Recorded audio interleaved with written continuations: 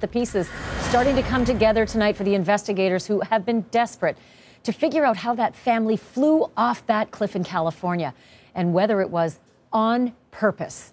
3 kids and their moms were found dead, and 3 other kids are still missing tonight. And this has now been over a week. The searchers still scanning that crash site today. But tonight we have an idea of exactly where they were and what they were up to just before that road trip ended in tragedy, because one of the moms was caught on camera right here at this California checkout counter, seemingly buying fruit snacks for her kids the very morning they went off that cliff. And based on apparent pings from cell phones, investigators have laid out a massive part of their travel route. They think the family, or at least 5 members of that Washington family, drove down south from a town in Oregon, hundreds of miles down the coast, to a town in California, where they spent about 24 mysterious hours. After that, the drive continued straight to that cliff-like pullout, where they may have stopped 70 feet before taking that plunge. With me, Shane Kavanaugh, staff writer for the Oregonian, Mendocino County Sheriff Tom Allman, and defense attorney Randy Zellin. Sheriff, I want to begin with you. We're starting to get at least a picture of where this family was before this horrible accident. Is that helping you in any way to figure out why the accident happened and where those 3 missing kids are? Well, it's certainly helping us determine their route. I'm to the point where I no longer am calling this an accident. I'm calling it a crime. And the fact that the grocery store did have her on video buying multiple fruit pieces, multiple bananas, leads us to believe that she was at least buying some food for her family. And actually, we haven't released the name of the driver, but I'm prepared to do that. I just got off the phone with the CHP commander, and Jennifer, the same woman that was in the video from the grocery store, is the woman that we believe was driving the vehicle when it crashed.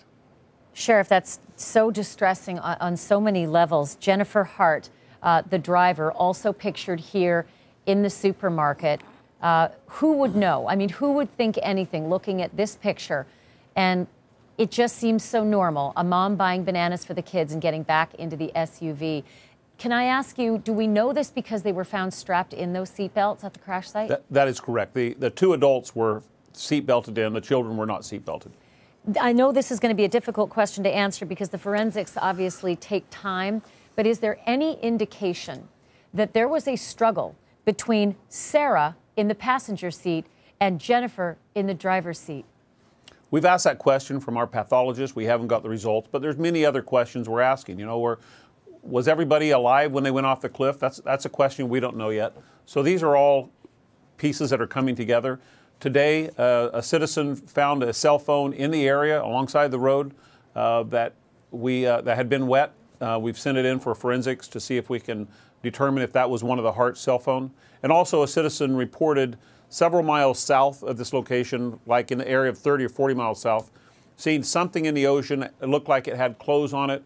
We had dive teams in the water immediately, and we're rushing to find out what we can, because actually we have a storm coming into the Pacific coast right now. In the next 5 days, we expect to get between 5 and 7 inches of rain, and we're going to have some high waves. So we're doing everything we can. We had over 80 searchers out there today to follow up any lead we have and to get as much information as we can before the storm hits. So, Sheriff, the storm coming, that is definitely a huge difficulty, as though you don't already have a huge difficulty with that roiling surf and those sea patterns as well. But I'm learning that the search area has gone south of the crash area, and you tell me if I'm wrong here, but from Noyo Harbor to is it the McCarricker State Park, yes. Okay, so tell me about why that's the zone of interest now. Because we're looking at the ocean flows, we're looking at where the waves were going and the time that's come in, this time has happened. It's been a week and a day